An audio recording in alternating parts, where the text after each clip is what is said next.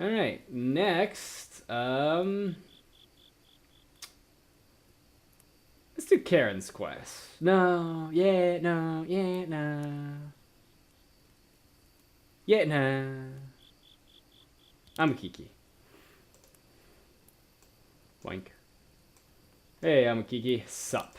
Let's do this. Saren prepared to search for Amukiki's clan with him. Loren gave her 2 bodyguards permission to leave, knowing both would see that each returned. Amukiki was usually only burdened with his weapon and armor, but now he was carrying a heavy-looking bag on his back. What is that? Food. The nomads had fled north out of fear and have left their herds behind. Amukiki was worried for his clan, even though they had shunned him. Saren thought about what Amukiki meant to do once he found his clan as they left camp. They knew that they would be spending several nights asleep in the fields. The plains were expansive, but you could see far. No nomads were in sight. That night, they made a fire. Amukiki opened the sack of food and shared it. They had been mostly silent the whole time, but Saren had questions. Why have you told no one of your exile? It is not necessary to know. How was it necessary that I know? Amukiki paused. You questioned my loyalty and pride. You needed to see that I am deep in both. You are very prideful indeed. Amukiki's brow furrowed. Behind him, Saren spotted movement. Shadowy figures were creeping up on him. Watch out! The orcs screeched from having been discovered, but charged them anyway. Unfortunately, they did not know what kind of battle was in store for them. They really don't know what they're getting into. Ah, damn it, Amukiki. Again with the frickin' stun locks. Can we stop being stun locked, Amukiki? That would be helpful. I swear to God, like, Amukiki is useful for taking damage and stuff, but he gets stunned so often with paralysis. Yeah, either way, we beat them. Hooray. The orcs were slain. It was only a small group, likely on patrol. No more fires, or more will come for us.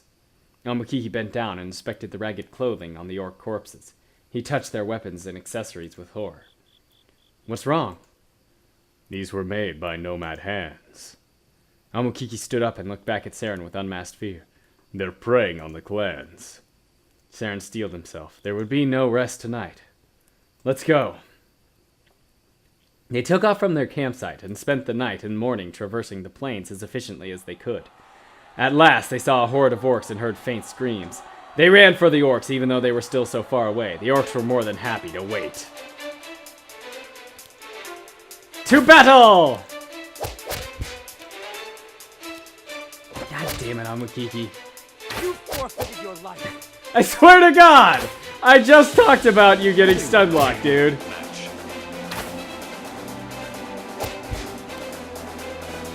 Stand aside. And again with the paralysis lock. Boom. There we go. I leveled up. Hooray! Finished. Boom. When the orcs were cleared, they saw all that remained. People of a barbaric culture were strewn across the field. This nomad clan did not survive. Amukiki was speechless. They desperately searched each person, but not a single survivor was found. The gladiator could not contain his despair any longer and fell to his knees. Saren's throat went dry as he watched Amukiki tightly shut his eyes and shake. Saren could only stand quietly for the moment of peace that these people deserved. The silence was filled by the sound of an army coming over the hill. But it was not an army. It was another group of nomads. They were shocked to see the bloody field, and then enraged. Amukiki rose to greet them, but the nomads assumed that they were responsible for the slaughter. The nomads attacked for vengeance. We are not responsible for the death of the people here. Stop it. Stop it. You stop. You stop it. You stop it. You stop it. Stop. And he needs a cure. There we go. Come for me. Another cure. There we go. Prepare yourself. Your path is not And dropped him. Hooray!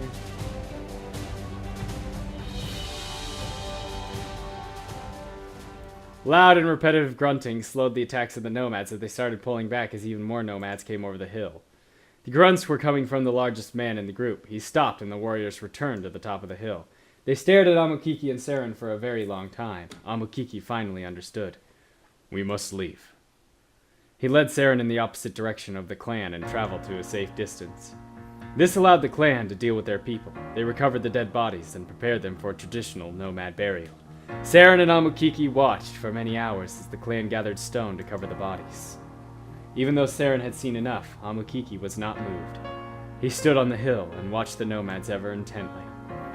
In the valley, he could see they were being watched as well. Some warriors kept a close eye on them, but so did a few children and older women. While Amukiki watched, Saren retrieved the sack of food that Amukiki had dropped a short while back. Do we give them this now? Amukiki took in a long breath. Yes, all of it. But I cannot go. Saren could hear the frailty in the gladiator's voice. I will. Saren slipped the food onto his back and walked slowly down the hill toward the nomads. Those of them that were watching grew defensive and some children ran away. About halfway there, the older woman that was watching started to grunt in panic, stepping backwards. The largest man in the clan was quick to find his way in front of her. I come in peace. They did not attack. Saren was afraid to move again. Instead, Saren retrieved the sack of food and opened it. The small group of nomads slowly advanced to see what he had brought. By now, the entire clan had stopped to stare at him. Inside of the sack was fruit and dried meat. The nomads' eyes lit up at seeing food, as if they had not had any for a long time. Saren noticed that the older woman and her mate were still glancing at Amukiki upon the hill. A small boy clinging to the woman's leg, however, was still looking right at Saren. Saren looked over at his shoulder to see Amukiki waiting upon the hill, but his forlorn look was clear even from this distance. Saren looked back at the nomads. He misses you very much. Their eyes grew sad. The warriors took the sack of food and the entire clan gathered around it.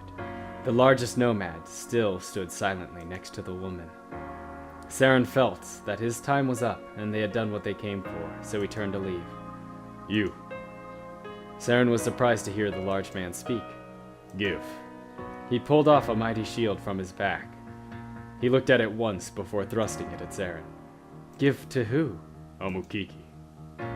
Saren smiled and took the shield with a nod. He traveled back up the hill and presented the shield to Amukiki. Why do you have this? They miss you too. Amukiki took the great man's shield with awe.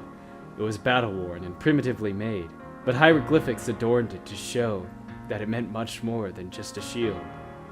Amukiki finally took his last glance at the nomads as he put the shield on his back. The large man and the woman turned away to share in the food. Amukiki started walking away with much effort. Saren walked beside him. And you have a brother. The gladiator slowed to a stop. Then he looked over at Saren. His eyes were full of longing, but at the same time with content. Likely just as prideful. I hope so. It is time to return.